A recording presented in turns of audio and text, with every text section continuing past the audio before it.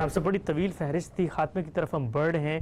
بڑی آپ نے خوبصورتی سے ایک نقطے کو واضح کیا کہ جن چیزوں پر بالعموم بہت اصرار کیا جاتا ہے ان کی حقیقت کیا ہے، اور بہت ساری باتیں جو اپنی ذات میں صحیح ہیں لیکن ان کو عقیدہ نہیں قرار دیا جاتا. اسی فہرست میں ہم سب اگلا نقطہ پیش کیا جاتا ہے کہ مسلمان حکمرانوں کے پاس جانوروں اور دیگر اموال کے صدقات یعنی زکوٰۃ اور عشر جمع کرائے جائیں گے. جو شخص یہ نقطہ نظر نہیں رکھتا کہ مسلمان حکمرانوں کے پاس یہ اختیار نہیں ہے، اس کو بھی ہم اہل سنت والجماعت میں شمار نہیں کریں گے. اس میں شبہ نہیں کہ یہ دین کا حکم ہے. وہ سب چیزیں جو اللہ تعالیٰ نے ہم پر عائد کی ہیں اور جس کے بارے میں قرآن میں یہ فرمایا ہے کہ وفی اموالکم حقم معلوم للسائل والمحروم، وہ متعین حقوق ہیں. جس طرح سے نماز متعین ہے اسی طرح سے زکوٰۃ متعین ہے. یہ بتا دیا گیا ہے کہ تمہارے مال میں یہ شرح ہے، پیداوار میں یہ شرح ہے، معاشی میں یہ شرح ہے. اور پھر یہ ہدایت فرمائی گئی ہے کہ اگر مسلمانوں کا کوئی نظم اجتماعی نہیں ہوگا، جس طرح کے بعثت کے زمانے میں عرب کی صورتحال تھی، تو لوگ اپنے طور پر یہ حق ادا کر دیں گے. جب وہ اپنے طور پر ادا کریں گے تو سب سے بڑھ کر یہ غریبوں کا، مسکینوں کا حق بن جائے گا. لیکن اگر مسلمانوں کا کوئی نظم اجتماعی قائم ہے تو پھر لازم ہے کہ یہ اس کے سپرد کر دیا جائے، الا یہ کہ وہ خود لوگوں کو یہ کہے کہ ہم یہ نہیں لینا چاہتے. اس طرح کے حالات بھی ہوتے ہیں.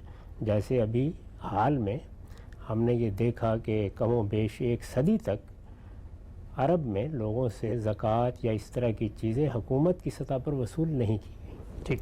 بلکہ کوئی دوسرا ٹیکس بھی نہیں لگایا گیا. امارات میں لوگ کام کرتے رہے ہیں اور وہ ایک لحاظ سے ان لوگوں کے لیے جنت بنی ہوئی تھی کہ وہاں کوئی ٹیکس نہیں دینا پڑتا تھا. لوگوں کے حالات ایسے تھے، ان کو اللہ نے اتنی دولت دے دی کہ حکومتوں کو اس کی ضرورت نہیں رہی. لیکن اگر حکومت لے گی تو پھر اسی کے سپرد کیا جائے گا. یہی وہ چیز ہے جس کو میں نے بھی بار بار لوگوں کو بتایا ہے کہ زکوٰۃ ہمارے ہاں کوئی تبرع کا اس نوعیت کا عمل نہیں ہے کہ بس ایک نیکی ہے، خیر ہے، آپ نے کسی کی مدد کرنی ہے کر دی.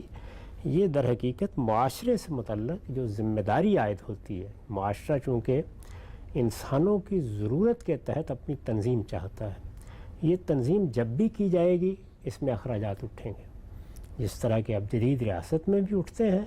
اور قدیم زمانے میں جب قبائلی تمدن تھا اس میں بھی نظم و نسق چلانے کے لیے اموال کی ضرورت پڑ جاتی تھی. یعنی اور کوئی ضرورت نہ پڑے تو وہ 2-4 لوگ جو خدمات انجام دے رہے ہوتے تھے، کبھی پنچایت میں بیٹھ گئے، کبھی لوگوں کا جھگڑا چکا دیا، کبھی کسی مجرم کے بارے میں کوئی فیصلہ کر دیا، ان کی ذمہ داریاں بھی اٹھانی پڑ جاتی تھی. تو اس لیے یہ ایک ناگزیر ضرورت ہے. جہاں کہیں معاشرہ ہوگا، معاشرے کا نظم ہوگا، اس نظم کو چلانے کے اخراجات کرنا پڑ جائیں گے. یہ لوگوں کے لیے چونکہ ایک ضرورت ہے اور اللہ نے ان کا حق مقرر کر دیا ہے، یعنی خود اللہ نے فیصلہ کر دیا ہے. اور یہ بہت بڑی رحمت ہے جس کا اس زمانے میں لوگوں کو شعور نہیں ہے. اس پہلو سے رحمت ہے کہ یہ مال میرا ہے، میں نے اسے کمایا ہے. میرے مال کو کوئی شخص جبراً مجھ سے نہیں لے سکتا. کوئی شخص اپیل کرتا ہے، لوگوں کی کوئی ضرورت سامنے آتی ہے، مجھ سے کہا جاتا ہے یا مجھے ترغیب دی جاتی ہے کہ تم بھی اس میں خرچ کرو. میں اپنی مرضی سے کچھ دے دیتا ہوں، وہ بالکل الگ چیز ہے. لیکن زبردستی مجھ سے آ کے لے لیا جائے، میں نہ دوں تو مجھے سزا دی جائے، قانون مجھ پر گرفت کرے، اس کے لیے کوئی استدلال موجود نہیں ہے. ضرورت کے تحت لوگوں نے کچھ نہ کچھ استدلال کرنے کی کوشش کی ہے. اللہ تعالیٰ نے ہماری جان، مال اور آبرو پر حرمت قائم کر دی ہے، تو اس لیے یہ حق بھی اس نے خود متعین کر دیا ہے. اسی کو زکوٰۃ کہتے ہیں. چنانچہ یہ زکوٰۃ یا اس کے علاوہ بھی اگر کوئی صدقات حکومت کسی موقع پر طلب کرنا چاہے تو وہ سب کے سب حکومت کے سپرد کیے جائیں گے. یہی اسلام کا قانون ہے، یہی سنت رسالت مآب صلی اللہ علیہ وسلم نے قائم کی ہے. اور ہماری وہ تاریخ جو رسالت مآب کے بعد شروع ہوئی اس میں تو ایک بہت بڑا واقعہ پیش آ گیا. یعنی جیسے ہی آپ دنیا سے رخصت ہوئے تو ہمیں یہ معلوم ہے کہ بہت سے لوگوں نے حکومت کو زکوٰۃ دینے سے انکار کر دیا، جن کو مانعین زکوٰۃ کا فتنہ کہا جاتا ہے. سیدنا صدیق نے جو رسالت مآب صلی اللہ علیہ وسلم کے بعد مسلمانوں کے حکمران بنے، اس موقع پر نہایت سخت رویہ اختیار کیا اور انہوں نے کہا کہ اگر یہ لوگ اس سے پہلے ایک اونٹ باندھنے کی رسی بھی دیتے رہے ہیں اور اب یہ انکار کریں گے تو میں ان کے ساتھ جنگ کروں گا. تو اس کا مطلب یہ ہوا کہ جو حق اللہ نے مقرر کر دیا ہے وہ لوگوں کو لازماً دینا ہے. حکومت طلب کرے گی تو اسی کو دینا ہے. استثناء دینا، کوئی چیز نہ لینا، کسی موقع پر کوئی چیز کم کر دینا، یہ حکومت کا اختیار ہے. حکومت اس سے اوپر نہیں جا سکتی، اور لوگ جب وہ مطالبہ کر لے تو دینے سے انکار نہیں کر سکتے، الا یہ کہ ان کے پاس کوئی عذر ہو جو وہ حکومت کے سامنے پیش کر سکیں. تو یہ چیز اسلام کا حکم ہے، یہ اللہ کے پیغمبر کی جاری کردہ سنت ہے، اس میں تو کوئی دو رائے نہیں ہو سکتی. لیکن کیا اس کو عقیدہ بنایا جائے گا؟ یہ میں بار بار توجہ دلا رہا ہوں کہ ہماری شناخت ایک ہی ہونی چاہیے، اور وہ مسلمان کی شناخت ہے. اس کی بھی کوئی ضرورت نہیں کہ اس کے لیے کوئی الگ نام رکھا جائے. یعنی میں نے تو کبھی اس کو پسند نہیں کیا کہ آدمی اپنے آپ کو اہل تشیع کہے یا اہل سنت کہے. مسلمان ہماری مذہبی شناخت ہے، یہ ہمارے باپ ابراہیم کا رکھا ہوا نام ہے، اسی کے ساتھ دنیا بھر میں لوگوں کو متعارف کرانا چاہیے. اسلام کو جب آپ قبول کر لیتے ہیں اور پھر اس کو سمجھنا چاہتے ہیں تو اس میں بہت سے اختلافات ہو جائیں گے. اب ظاہر ہے کہ وہ اختلافات خود اہل سنت کے درمیان بھی ہوئے ہیں. ہمارے یہاں ہماری تاریخ میں بہت سے گروہ ہیں جن کے آپ نام پڑھتے ہیں اور وہ ایک دو نہیں ہیں، دسیوں کی تعداد میں ہیں. آپ شہرستانی کی کتاب اٹھا لیجئے، آپ ابن حزم کی الفصل اٹھا لیجئے، تو آپ کو لوگوں کے مختلف نقطہ نظر ملیں گے. وہ بعض چیزوں پر بحث کر رہے ہوں گے، ان میں بہت زیادہ جذباتی بھی ہوں گے، ان پر مناظرے بھی ہو رہے ہوں گے. یہ ساری چیزیں ہو رہی ہوتی ہیں، اور یہ ایک زندہ معاشرے میں کوئی ایسی چیز نہیں جس پر کوئی نکیر کی جائے. لیکن اس کو عقیدہ بنا کے مختلف گروہ اپنی اپنی الگ شناخت قائم کریں. میں بار بار توجہ دلا چکا ہوں کہ یہ کوئی پسندیدہ چیز نہیں ہے، اس سے اجتناب کرنا چاہیے. اس لیے بات تو بالکل صحیح ہے، لیکن عقائد وہی ہیں جو میں نے ابتدا میں بیان کر دیے تھے، جن کو ایمانیات کہا جاتا ہے، اور جو رسالت مآب نے خود جبریل امین کے سوال کے جواب میں واضح کر دیا. جی ہاں، سے بڑی تفصیل سے آپ نے یہ نقطہ نظر واضح کیا. اچھا، جبریل امین کے سوال میں جب پوچھا گیا تھا کہ اسلام کیا ہے، تو جن بنیادی چیزوں کی طرف ساتھ صلی اللہ علیہ وسلم نے اشارہ کیا ان میں زکوٰۃ شامل ہے. خود سورہ توبہ کے اندر آپ بیان فرماتے ہیں جو پہلی حکومت بنی رسول اللہ کی سربراہی میں، وہاں پر بھی جن دو چیزوں کا مطالبہ کیا گیا اور اس کے بعد کہا ہے فخلوا سبیلہم فاخوانکم فی الدین، دوسری جگہ پہ ان میں بھی نماز اور زکوٰۃ ہے. اب یہ کوئی ایسی چیز بھی نہیں ہے کہ قرآن کی کوئی آیت ہے اس میں انڈرسٹینڈنگ کا اختلاف ہو گیا ہے. اگر کوئی شخص آگے بڑھ کے اس بنیادی ستون سے اسلام کے منحرف ہو جاتا ہے، انکار کر دیتا ہے اور ایسا تو کہتا ہے میں زکوٰۃ نہیں دیتا، میں اس کو نہیں مانتا کہ آپ کا حق ہے، تب تو وہ جو بنیادی شناخت ہے مسلمان کہنے کی، اس میں سے ایک بڑے عنصر کا انکار ہو گیا نا. یہاں زکوٰۃ کا انکار نہیں کیا جا رہا، وہ زیر بحث نہیں ہے. زیر بحث یہ ہے کہ زکوٰۃ تو اللہ کا حق ہے. کیا حکومت کو یا معاشرے کے نظم کو مجھ سے اس کا مطالبہ کرنے کا حق ہے، اور وہ کرے تو پھر مجھے کیا رویہ اختیار کرنا چاہیے؟ تو اہل سنت کا نقطہ نظر یہی رہا ہے، اور یہ بالکل درست نقطہ نظر ہے کہ جب حکومت مطالبہ کرے گی تو ہم انکار نہیں کریں گے. یعنی حکومت کے ساتھ جو تعلق ایک شہری کی حیثیت سے مسلمان کا ہونا چاہیے، اس میں یہ چیز شامل ہے کہ وہ حج کے لیے بلائیں گے تو ہم جائیں گے، وہ جہاد کے لیے آواز دیں گے تو ہم ساتھ چلیں گے. اسی طرح اس کا معاملہ زکوٰۃ کا ہے یا ان چیزوں کا ہے جو ریاست سے متعلق ہے. میں نے بھی کئی مرتبہ توجہ دلائی ہے کہ وہ چیزیں جو ریاست یا نظم اجتماعی سے متعلق ہیں ان میں ہماری تحقیق مختلف ہو سکتی ہے. اس کی میں نے مثالیں دی تھیں بعض نشستوں میں. مثلاً یہ بات کہ رمضان کا اعلان کیسے ہونا چاہیے، مثلاً یہ بات کہ چاند دیکھنے کے بارے میں صحیح اصول کیا ہے.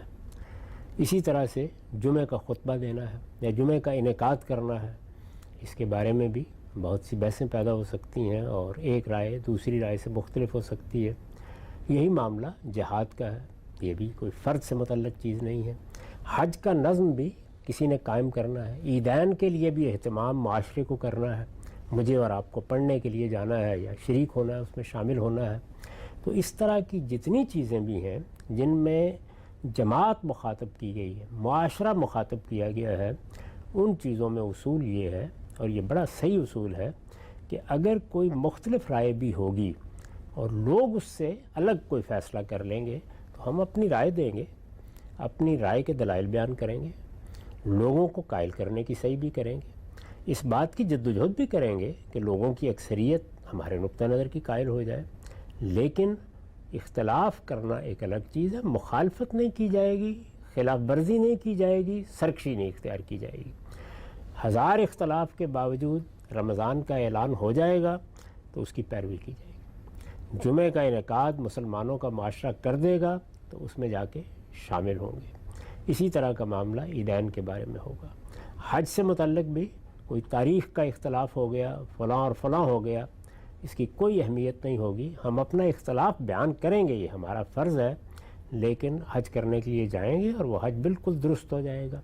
جہاد کے معاملے میں بھی اگر تو کوئی واضح نص ہے جس کی خلاف ورزی ہو رہی ہے تو الگ بات ہے، ورنہ تدبیری نوعیت کے معاملے میں جو فیصلہ مسلمانوں کی حکومت کر لے گی اس کی پیروی کی جائے گی۔